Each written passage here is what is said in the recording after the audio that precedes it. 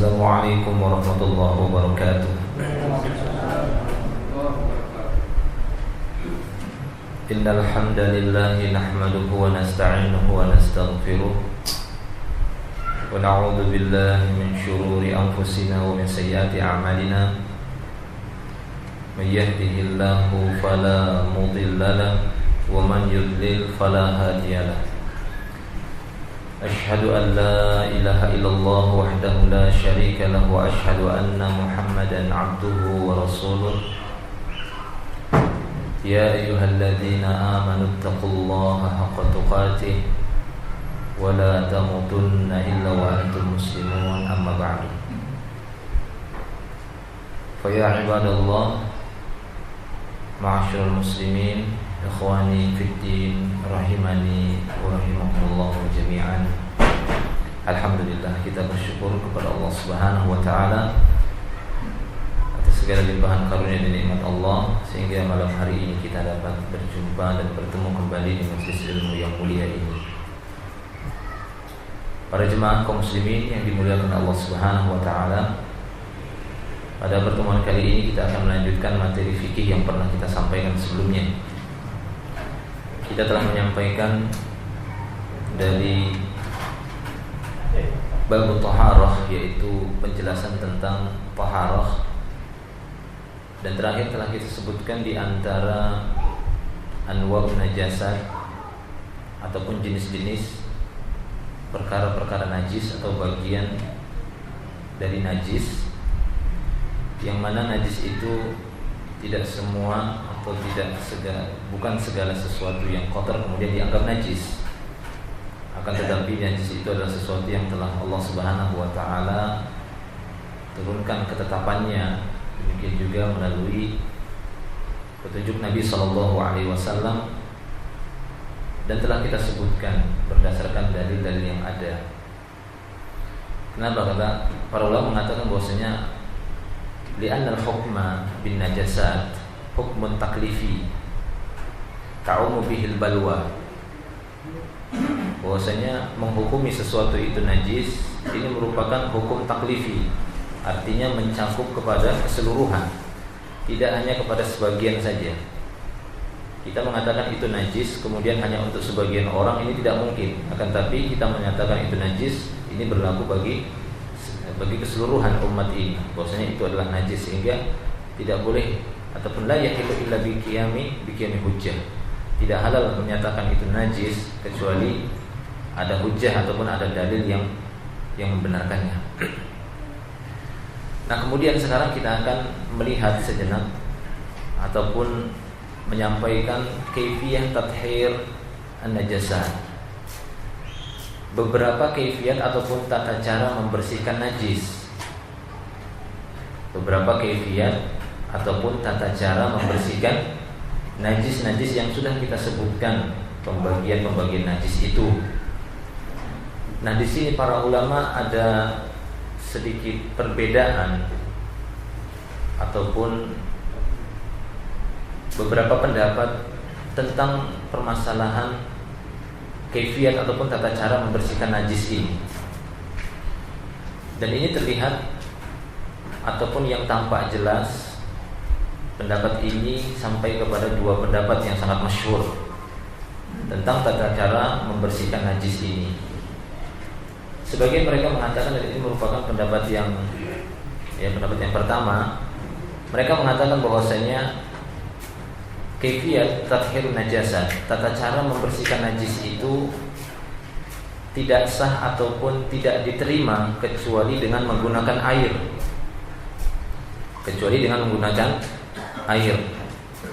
Adapun selain menggunakan air maka tidak sah tathhirun najasah tersebut. Jadi dengan menggunakan air. Dan di antara alasan ataupun dalil mereka bahwasanya cara membersihkan najis itu harus dengan air, ini merupakan pendapatnya Imam Ahmad dan yang lainnya. Merupakan pendapat Imam Ahmad dan yang lainnya. Mereka mengatakan bahwasanya membersihkan sesuatu dari najis labudda bil ma, harus dengan menggunakan air. Adapun tidak menggunakan air maka tidak diterima Artinya bukan termasuk taharah, bukan termasuk membersihkan najis. Tetap dia dianggap sebagai sesuatu yang ternajisi. Nah, demikian di antara dalil mereka yaitu firman Allah Subhanahu wa taala di dalam surat Al-Anfal ayat yang ke-11. Di sana Allah Subhanahu wa taala berfirman, "Wa yunazzilu 'alaikum minas sama'i ma'an liyutahhirakum bih." Allah Subhanahu wa taala berfirman di dalam surat Al-Anfal ayat yang ke-11 bahwasanya dialah yang telah menurunkan air dari langit untuk kalian liyutahhirakum bih. Tujuannya adalah Allah Subhanahu wa taala ingin membersihkan kalian dengan air tersebut. Sehingga berdasarkan dalil ini mereka mengatakan bahwasanya tathhirun najasat, membersihkan najis itu harus dengan menggunakan air dan tidak boleh menggantinya dengan media yang lainnya. Itu maksudnya. Tidak boleh menggantinya dengan media yang lain. Jadi harus dengan menggunakan air berdasarkan ayat Allah Subhanahu wa taala dalam surah Al-Anfal tadi, yaitu ayat yang ke-11. Kemudian di antara alasan mereka yang lainnya yaitu beberapa perbuatan Nabi sallallahu alaihi wasallam. Di antaranya perintah Nabi sallallahu alaihi wasallam ketika beliau memerintahkan para sahabat untuk membersihkan bejana-bejana ahlu kitab dengan menggunakan air. Nah, ini mereka jadikan sebagai alasan bahwasanya membersihkan sesuatu dari najis itu harus menggunakan media air, tidak bisa diganti dengan yang lainnya. Ataupun alasan mereka ketika didapati seorang Arab Badui yang masuk ke dalam masjid dan dia kencing di salah satu masjid Nabi Sallallahu Alaihi Wasallam, di salah satu sudut masjid Nabi Sallallahu Alaihi Wasallam, yang mana pada saat itu Nabi Sallallahu Alaihi Wasallam memerintahkan untuk mengambil satu ember besar, ya, mengambil air, satu ember besar air, kemudian disiramkan di tempat kencing tersebut, yang mana orang Arab Badui tadi kencing di tempatnya itu, disiramkan di sana.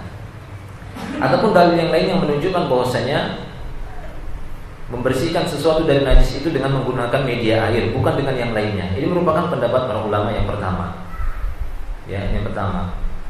Nah, kemudian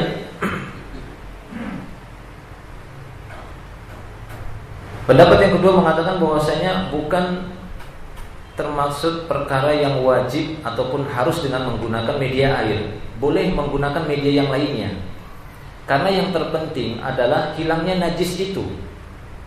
Ya, hilangnya najis itu, kemudian sesuatu yang kita inginkan itu benar-benar bersih dari najis, apakah itu pakaian, apakah itu badan, ataukah itu tempat. Kan tiga hal ini yang dijaga dari najis itu, yaitu tempat ibadah, pakaian, ataupun badan.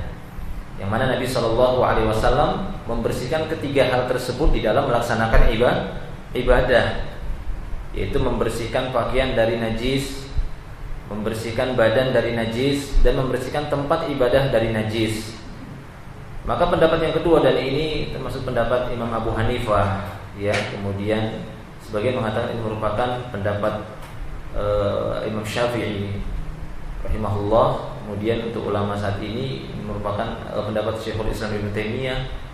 Syekh Al-Utsaimin juga berpendapat demikian. Yang kedua ini bahwasanya tidak harus dengan menggunakan media air, walaupun yang paling afdol dengan menggunakan media air. Karena sesungguhnya Allah Subhanahu wa taala banyak menyebutkan tentang air di dalam Al-Qur'an dan disebutkan di sana untuk taharah. Seperti ayat yang kita bawakan tadi dalam surah Al-Anfal ayat yang ke-11. Wa yunazzilu 'alaikum minas sama'i ma'an liyutahhirakum bih. Ataupun firman Allah Subhanahu wa taala dalam surah Al-Furqan ayat yang ke-48. Ya, wa anzalna minas sama'i ma'an tahuran, dan kami telah menurunkan dari langit itu air yang untuk mensucikan, untuk membersihkan. Nah, demikian. Adapun dengan mengatakan, mereka menjelaskan bahwasanya bahwasanya wajib dengan air dan tidak diterima taharah itu selain air dalam membersihkan najis, maka ini pendapat yang sangat lemah. Karena kita dapati Nabi Shallallahu Alaihi Wasallam sendiri ketika membersihkan sesuatu dari najis, beliau tidak hanya menggunakan air, tapi didapati juga beliau menggunakan selain air. Walaupun pada saat itu beliau bisa mengambil dan menggunakan air, tapi beliau menggunakan media yang lain. Apa contohnya? Yaitu setelah buang air kecil, ya, setelah buang air kecil, ataupun yang disebut dengan istinja atau istijmar. Para ulama mengatakan bahwasanya seorang menggunakan media lain selain air dalam beristinja, ini bukan merupakan syarat tidak bertemu air, tidak mendapati air baru boleh selain air, batu ataukah semisalnya. Ini bukan merupakan syarat sebagaimana syarat pada tayamum. Adapun pada tayamum itu disyaratkan sampai dia benar-benar tidak mendapati air atau orang tersebut tidak mampu menggunakan air, apakah karena sebab sakit dan yang semisalnya. Adapun masalah istinja dengan menggunakan 3 buah batu ataupun yang semisalnya, maka syaratnya bukan menunggu air itu tidak ada. Bahkan kalau air ada, kemudian dia lebih mengutamakan selain air, ya 3 batu ataupun semisalnya, maka ini tidak masalah. Ya, yang penting tidak kurang dari 3 batu ataupun lebih dari 3 batu, minimalnya 3 batu. Karena dalam satu hadis Nabi SAW bersabda, la yastanji ahadukum biduni salasati ahjar. Janganlah salah seorang di antara kalian istinja kurang dari 3 batu. Nah, di sini didapati bahwasanya bagaimana Nabi SAW membersihkan najis bukan dengan menggunakan air. Ya, bukan menggunakan air. Karena didapati dalam beberapa riwayat tatkala Nabi SAW buang air kecil, maka beliau memerintahkan untuk mencari 3 buah batu. Dan Rasulullah SAW tidak memerintahkan sahabat tersebut untuk mencari air dulu. Beliau langsung mengatakan, "Iktini salasata ahjar atau bisalasati ahjar." Bawakan kepadaku 3 buah batu. Kalaulah memang urutannya harus air dulu, maka beliau akan memerintahkan carikan air. Jika kamu tidak dapat, maka tidak mengapa menggunakan 3 buah batu. Tapi tidak, beliau SAW langsung memerintahkan carikan aku 3 buah batu. Nah, itu menunjukkan kata para ulama bahwasanya ya taharah ataupun tathhirun najasat itu boleh dengan menggunakan selain media air. Walaupun yang paling afdol adalah menggunakan air. Karena yang menjadi fokus perhatiannya itu adalah izalatun najas. Bagaimana najis itu bisa hilang. Nah, demikian. Sehingga nanti akan kita bawakan juga di sini beberapa kaifiyat tathhirun najasat, beberapa tata cara membersihkan najis yang bersumber dari Nabi SAW dengan berbagai macam variasi yang tidak hanya menggunakan media air. Dan salah satu contohnya sudah kita sebutkan tadi. Bagaimana Nabi SAW beristijmar ataupun istinja dengan menggunakan 3 buah batu. Dan ini bukan merupakan pembatasan harus batu kan gitu ya. Akan tapi selain media batu juga boleh. Yang terpenting bukan benda-benda mulia ataupun benda yang terhormat. Ya, bukan makanan ataupun benda-benda yang di sana dimuliakan. Maka ini tidak boleh. Tetapi selain itu apakah 3 lembar daun, 3 potong kayu ataupun bukan menggunakan benda-benda yang berbahaya. Kan gitu ya, 3 buah batu, 3 lembar kertas atau 3 lembar daun, 3 potong kayu, jangan 3 potong besi ya, keras itu ya. Ataupun yang lainnya tidak mengapa. Tayyib ikhwan fillah rahimani wa rahimakumullah wa iyyakum jami'an. Jadi yang jelas di sini bahwasanya yang paling kuat pendapatnya adalah pendapat yang kedua yang kita sebutkan tadi. Bahwasanya yang paling afdal media untuk membersihkan ya sesuatu dari najis adalah dengan menggunakan air, akan tetapi boleh dengan yang lainnya karena yang terpenting bagaimana najis itu bisa hilang. Maka di sini akan kita sebutkan beberapa ya kaifiyat ataupun tata cara menghilangkan najis yang ada di dalam hadis-hadis Nabi SAW. Yang pertama yaitu ketika Nabi SAW ditanya tentang cara membersihkan najis, yaitu berupa damul haid, darah haid. Seorang wanita datang kepada Nabi SAW. Dia ini bersumber dari hadis Asma binti Abi Bakar. Dia berkata, ada seorang wanita datang kepada Nabi SAW. Kemudian dia berkata, ya Rasulullah, ihdana yusibu thawbaha min damil haid, kaifa tasna'? Wahai Rasulullah, salah seorang di antara kami, yakni dari kaum wanita, pakaiannya terkena darah haid, apa yang dia lakukan? Maka Nabi SAW pun bersabda kepadanya, tahuttuhu thumma takhrusuhu bilma thumma tandahuhu thumma tusalli fihi. Ya, tahuttuhu ya semacam dia membersihkan kerak-keraknya seperti itu, kan gitu ya, bekas-bekas darahnya itu. Thumma takhrusuhu bilma, kemudian dibersihkan dengan air, diucap dengan air. Thumma tandahuhu, kemudian dibilas. Ya, dibersihkan benar-benar dibilas. Thumma tusalli fihi, kemudian silahkan dia sholat dengan menggunakan pakaian tersebut. Nah, dalam hadis ini kita dapati bagaimana Nabi SAW memberikan satu kaifiyat ataupun tata cara membersihkan pakaian dari najis, yaitu dari darah haid.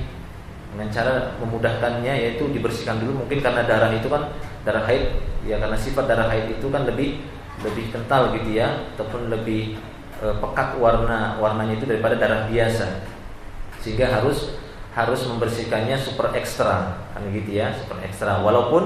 Kalaupun seorang sudah berusaha untuk membersihkan sesuatu dari najis, kemudian dia sudah memaksimalkannya, tetap ada sisa-sisa ataupun tetap masih meninggalkan bekas, maka tidak masalah. Karena pernah seorang wanita bertanya kepada Rasulullah Shallallahu Alaihi Wasallam ketika dia bertanya tentang cara membersihkan darah haid yang terkena pakaian, beliau pun mengajarkannya. Kemudian wanita tadi bertanya lagi, bagaimana kalau masih kelihatan bekas darahnya Rasulullah? Maka Rasulullah Shallallahu Alaihi Wasallam mengatakan, yakfiki bil ma wa la yadurruki atharuhu. Cukup kamu menggunakan air, kan gitu ya, cuci saja. Adapun bekas-bekasnya yang masih terlihat tidak membahayakan sama sekali.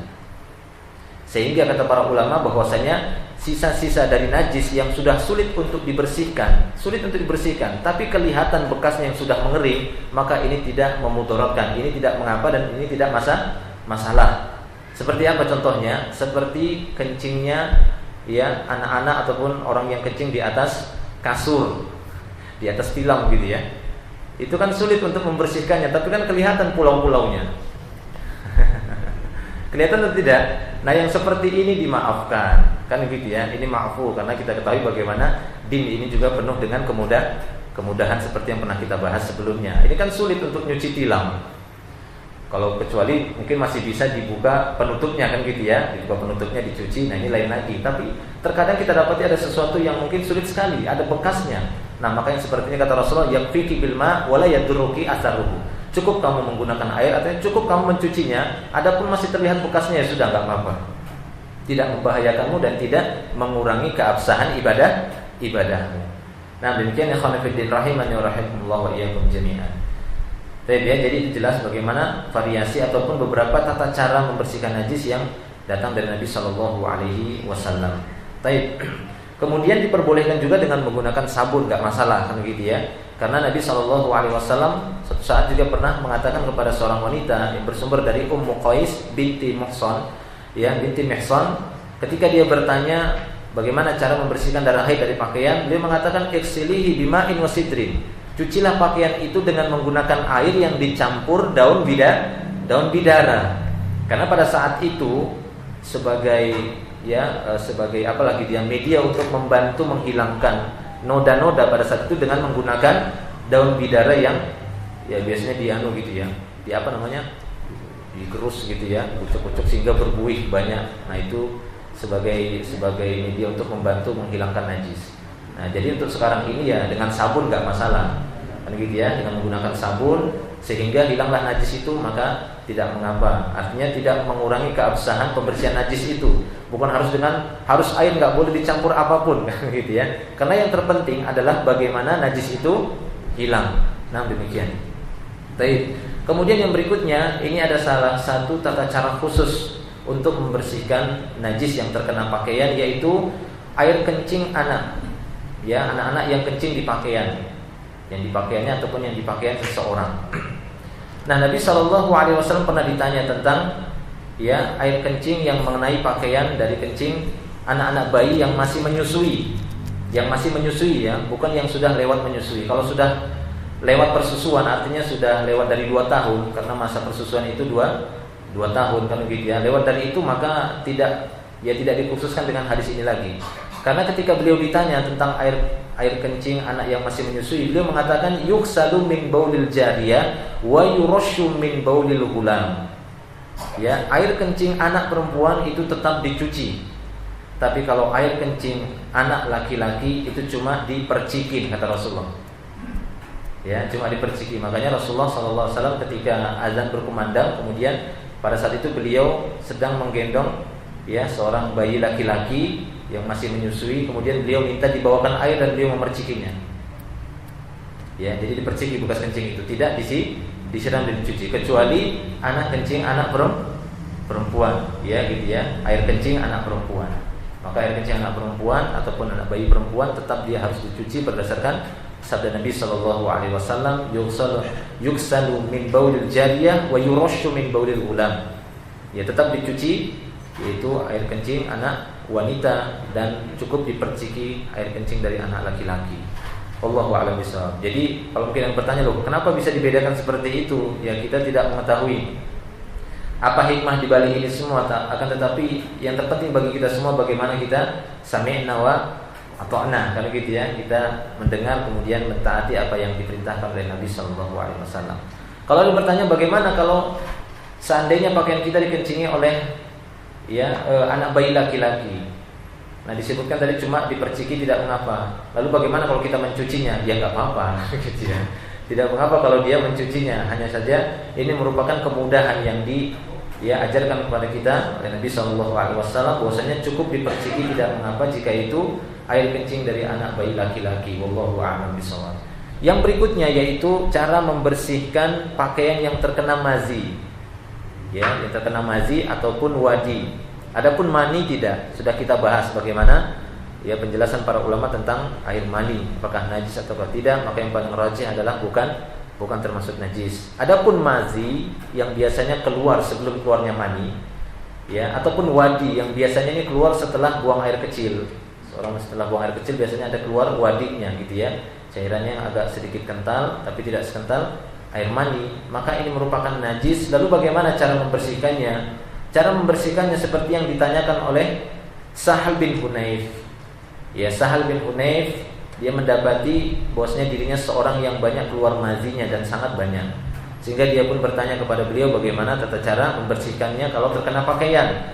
Maka Nabi Shallallahu Alaihi Wasallam pun berkata kepadanya, yakfika an ta'khudha kuffan min ma'in fatandahu bihi thawbaka haitsu tara annahu qad asaba minhu.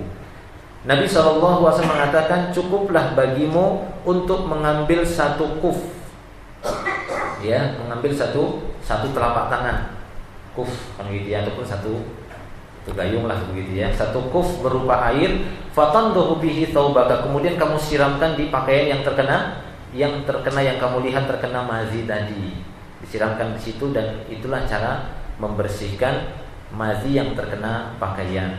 Adapun lebih dari itu ya tidak mengapa. Kemudian misalnya dicuci pakai sabun kan gitu ya, atau lebih banyak airnya.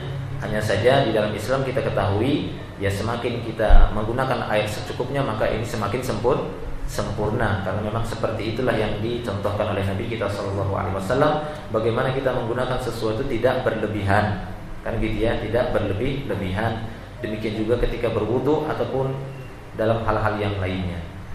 Baik, ikhwani fillah rahimani wa rahimakumullah wa iyyakum jami'an. Jadi ini diantara beberapa variasi cara membersihkan najis yang datang dari Nabi Shallallahu Alaihi Wasallam. Kemudian demikian juga Nabi Shallallahu Alaihi Wasallam pernah menyebutkan bagaimana tata cara membersihkan najis yang terkena sendal kita atau alas kaki kita. Mungkin sendal kita terinjak tai dan semisalnya, ini merupakan najis-najis yang ada di jalan, kita terinjak. Maka Nabi Shallallahu Alaihi Wasallam mengatakan, hendaklah dia menggosokkan sendalnya di tanah. Hendaklah dia menggosokkan sendalnya di tanah. Seperti sabda Nabi Shallallahu Alaihi Wasallam dari Abu Sa'id Al-Khudri radhiyallahu anhu, bahwasanya Nabi Shallallahu Alaihi Wasallam bersabda, "Idza jaa ahadukumul masjida falyuqallib na'laihi." Apabila salah seorang di antara kalian mendatangi masjid, maka hendaklah dia membalikkan sendalnya terlebih dahulu. Wal yandur fihima, maka dia lihat di bawah bagian sendalnya itu. Fa in ra'a khobasan falyamsahhu bil ardi. Apabila dia mendapati khobas, yaitu najis, dia mendapati kotoran, jangan dia langsung memasukkan ke masjid, kata Rasulullah. Kalau gitu ya, hendaklah dia balik dulu, dia lihat. Kalau dia mendapati ada najis, falyamsahhu bil ardi, hendaklah dia menggosok-gosokkannya di tanah. Nah demikian. Ini diantara tata cara membersihkan najis yang terkena sendal. Nah dari sini bisa kita dapati bahwasanya tidak semuanya, artinya bukan air yang menjadi media wajibnya, akan tapi jelas air ini yang paling afdolnya, kan gitu ya. Adapun selain itu, selama dia memang bisa menghilangkan najis, maka tidak masalah. Sebagaimana Nabi SAW menyebutkan di sini, hendaklah dia gosokkan di tanah.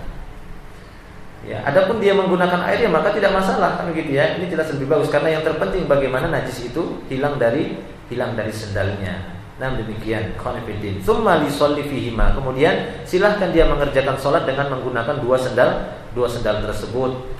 Jadi Nabi SAW menganjurkan kaum muslimin untuk sholat dengan menggunakan dua sendalnya, dan menyelisihi orang-orang Yahudi yang mana mereka tidak mau sholat dengan menggunakan dua sendal, sehingga Nabi SAW biasa sholat dengan menggunakan dua sendalnya apabila memasuki Masjid Nabawi pada saat itu.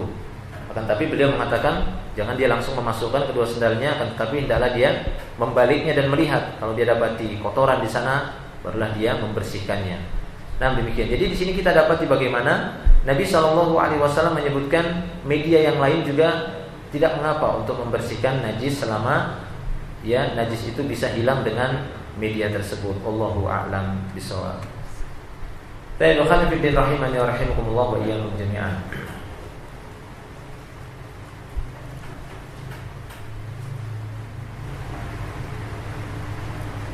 Kemudian di antara tata cara yang lainnya yang disebutkan dalam beberapa hadis, yaitu cara membersihkan ya najis, yaitu yang kita maksud di sini tathhirul ina idza walagha fihil kalb, yaitu membersihkan bejana yang terjilat anjing. Membersihkan bejana yang terjilat anjing. Nabi SAW bersabda, "Tuhuru ina yahadikum idza walagha fihil kalb ayaghsilahu sab'a marrat aw lahunna biturab." Cara membersihkan bejana salah seorang di antara kalian yang terjilat oleh anjing, hendaklah dia mencucinya sebanyak 7 kali cucian. Dan cucian yang pertama dengan menggunakan tanah. Cucian yang pertama dengan menggunakan tanah. Apabila bejana dijilat anjing, ya, kemudian kita melihatnya, maka cara mencucinya dengan dicuci sebanyak 7 kali, berulang-ulang 7 kali. Dan yang pertama dengan menggunakan tanah, yang kedua, ketiga sampai yang ketujuh dengan air biasa. Tapi ini hanya berlaku bagi bejana yang terjilat anjing. Kenapa? Karena memang bejana itu digunakan untuk minum, untuk makan, kan begitu ya, untuk sesuatu yang masuk ya mulut kita. Adapun selain itu pakaian ataukah dinding yang semisalnya, maka tidak pernah didapati Nabi SAW membersihkannya dengan sebanyak 7 kali. Padahal di masa Rasulullah itu banyak juga terdapat anjing banyak di sana. Di masa Nabi SAW bahkan didapati ya bahwasanya cucu Nabi SAW pernah bermain-main ya al-jarwu atau jarwu ya, anak anjing. Anak anjing itu pernah masuk ke rumah Rasulullah. Yang mainin cucunya, saya lupa Hasan apakah Husain. Sehingga pada saat itu ketika Jibril alaihissalam ingin masuk, dia nggak mau masuk di luar. Ya, padahal Rasulullah sudah memerintahkan untuk masuk. Maka Jibril tidak mau masuk. Ya, kemudian memberikan isyarat ada yang menghalangi dia. Tatkala Nabi SAW memeriksa rumahnya, ternyata ya ada jarwu anak anjing yang diikat oleh, ya saya lupa apa Hasan apa Husain yang punya itu sebagai mainan dia waktu dia main-main itu. Terikat di salah satu tiang tempat tidurnya Nabi SAW, maka beliau pun mengeluarkannya. Namun tidak pernah didapati Nabi SAW membersihkan selain bejana, itu tidak pernah dibersihkan karena adanya jilatan anjing. Artinya apa? Selain bejana yang terjilat anjing itu dicuci biasa. Misalnya pakaian kita melewati satu tempat gitu ya, dijilat anjing, itu tidak perlu harus sampai 7 kali diambil tanah, digosok-gosok, kemudian dikucek-kucek pakai tanah, tidak perlu. Sebagaimana cucian biasa gitu ya, disiram sampai kita merasa ya bekas jilatannya itu hilang. Kecuali bejana. Ini pengecualian hanya pada bejana, dicampur dengan tanah pada cucian yang pertama. Nah, demikian. Khonifidin rahimani wa rahimakumullah wa iyyakum jami'an. Kemudian ya cara membersihkan apa gitu ya kulit bangkai itu dengan disamak, itu sudah pernah kita singgung. Kemudian demikian juga cara membersihkan makanan yang kemasukan hewan yang najis. Ya, karena Nabi SAW pernah ditanya, ya Rasulullah, beliau ditanya bagaimana fa'rah, seekor tikus itu masuk ataupun jatuh di samin. Samin itu minyak itu ya, minyak samin. Bagaimana jika seekor tikus itu jatuh di minyak samin kami? Maka beliau mengatakan al-kuha, ya, buang tikusnya, wa ma haulaha fatrahuhu, dan di sekitar apa itu ya tempat jatuhnya tikus tadi yang di sekitarnya, maka itu dibuang. Kan gitu ya, dibuang. Kemudian beliau mengatakan, ya silahkan dikonsumsi setelah itu. Kulu saminakum, silahkan kalian makan samin kalian. Jadi cukup tikus jatuh kemudian dibuang yang sekitarnya, kemudian dibuang, silahkan dikonsumsi ataupun dimakan samin tersebut. Jadi tidak perlu dibuang semuanya. Nah demikian. Tapi kalau misalnya ada seorang yang merasa jijik, itu lain lagi ceritanya, gitu ya. Akan tetapi ini bagaimana Nabi SAW menyebutkan cukuplah bagian najisnya saja yang dibuang, sebenarnya ini sudah cukup. Nah, demikian ikhwan fillah rahimani wa rahimakumullah wa iyyakum jami'an. Yaitu kalau memang yang memasuki yang memasuki makanan kita adalah hewan-hewan yang najis. Karena tikus itu adalah hewan najis. Kenapa? Karena diperintahkan untuk dibunuh. Setiap hewan yang diperintahkan dibunuh, maka hewan itu adalah hewan yang najis. Ya, hewan yang diperintahkan untuk dibunuh seperti tikus, ular, apalagi ada beberapa hewan itu ya yang diperintahkan untuk dibunuh, maka hewan itu hewan najis. Kecuali hewan-hewan yang mungkin di dalamnya tidak mengalir darah. Ya, hewan-hewan yang di dalamnya tidak mengalir darah, seperti serangga-serangga, maka yang seperti ini tidak masalah. Makanya Nabi SAW ketika ditanya bagaimana tentang lalat yang masuk ke bejana ataupun ke makanan, ke minuman salah seorang di antara kalian, idza waqa'at dzubab ya fi ina'i ahadikum falyahmishu kullahu. Apabila seekor lalat masuk ke bejana salah seorang di antara kalian, maka celupkan semuanya. Ini untuk menunjukkan bahwasanya lalat itu tidak najis. Namun beliau menjelaskan apa alasannya, karena sungguhnya salah satu di antara sayap dari lalat itu adalah racun, sayap yang lainnya adalah penawarnya. Ya, maka Rasulullah katakan falyahmishu kullah tsumma itrahu, kemudian lemparkan, buang, celupkan, kemudian ambil lalatnya, buang, kemudian silahkan diminum. Hari gitu ya, silahkan diminum. Ingat bahwasanya beliau berbicara bukan dengan hawa nafsu. Kita tidak berbicara dengan jijiknya, kan gitu ya. Tapi bagaimana Nabi Shallallahu Alaihi Wasallam di sini ingin menunjukkan dan membuktikan bahwasanya apa yang beliau sampaikan itu merupakan ahkam, hukum minal ahkam di dalam Islam.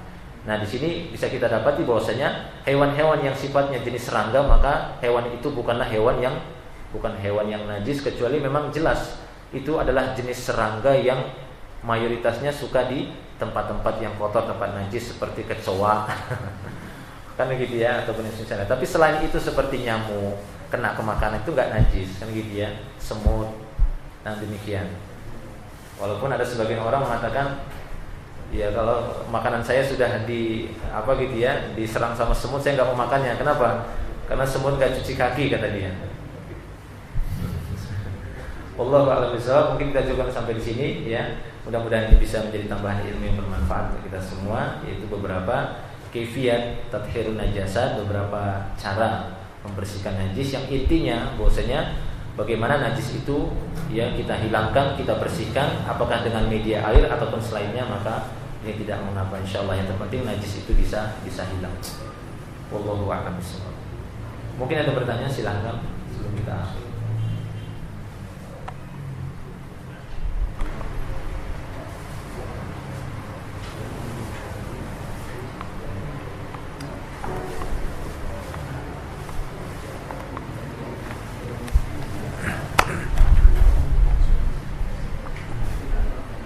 Iya, silakan Pak. Tadi disebutkan tentang darah di darah haid ya. Bagaimana kalau darah binatang yang lain ataupun darah di darah manusia? Tentunya bagi kita mempengaruhi tubuh kita sebagai semacam najis yang bekerjanya menggunakan kegiatan. Iya. Kemarin sempat kita sebutkan ya, bahwasanya ini juga ada khilaf di antara para ulama, yaitu tentang 3 darah. Yaitu yang pertama adalah darah haid, kemudian damul insan, darahnya manusia, yang ketiga damul hewan, damul hewan alladzi yukal lahmuhu, yaitu darah hewan yang dagingnya itu halal dimakan. Adapun hewan yang haram dimakan gak usah ditanya lah, pasti darahnya sudah jelas haram, kan gitu ya, najis. Artinya ini hewan-hewan yang halal dimakan. Ini bagaimana 3 hal ini? Adapun darah haid sepakat, karena sungguhnya sudah semenjak Nabi SAW ini terbukti adalah darah yang merupakan bagian dari najis, darah najis. Adapun darah manusia, damul insan, maka di sini khilaf para ulama. Pendapat yang pertama mengatakan darah manusia itu najis, tapi yang paling rajih darah manusia itu tidak najis. Terbukti di dalam beberapa peristiwa di masa Nabi SAW, bagaimana para sahabat di dalam peperangan, kemudian ketika peristiwa perang Khandaq, itu bukan dalam kondisi mereka itu menyerang, tapi diserang waktu itu ya.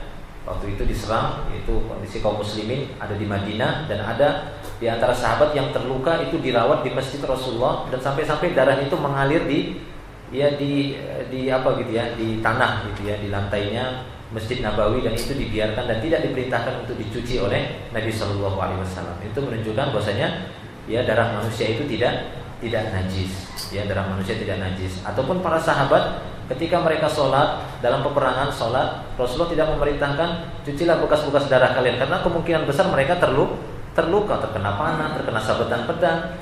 Tapi tidak pernah didapati dalam peristiwa-peristiwa jihad mereka Rasulullah memerintahkan untuk mencuci darah-darah mereka, apakah dalam keadaan peperangan ataupun setelah peperangan. Ya mereka pasti juga akan sholat, tapi tidak pernah didapati beliau memerintahkan cucilah bekas-bekas darah kalian yang terkena pakaian. Tapi mereka tetap sholat dengan menggunakan pakaian yang terkena darah mereka sendiri. Jadi pendapat yang rajih adalah darah manusia itu tidak najis, sehingga tetap diperbolehkan untuk donor darah.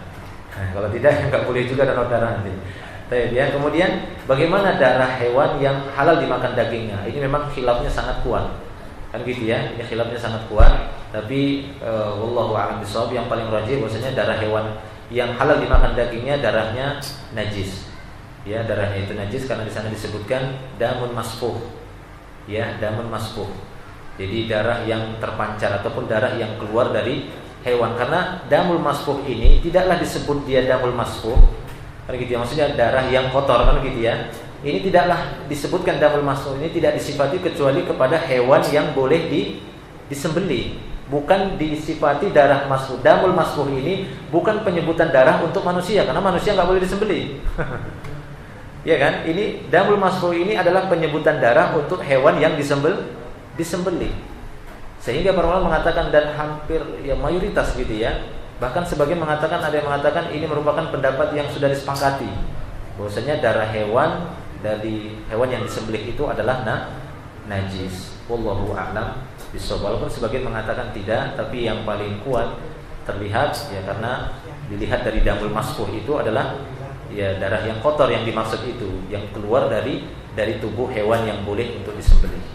Allahu a'lam bishawab.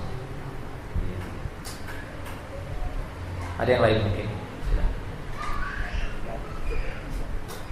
Iya, silakan. Oh, sudah bisa kira ini. Sudah masuk waktu saya. Oh iya, sudah. Tapi mungkin ini saja yang bisa kita sampaikan pada kesempatan kali ini. Mudah-mudahan bisa menjadi tambahan ilmu yang bermanfaat untuk kita semua. Akhiru da'wana alhamdulillah. Subhanakallahumma bihamdika asyhadu an la ilaha illa anta astaghfiruka wa atubu ilaik. Assalamualaikum warahmatullahi wabarakatuh.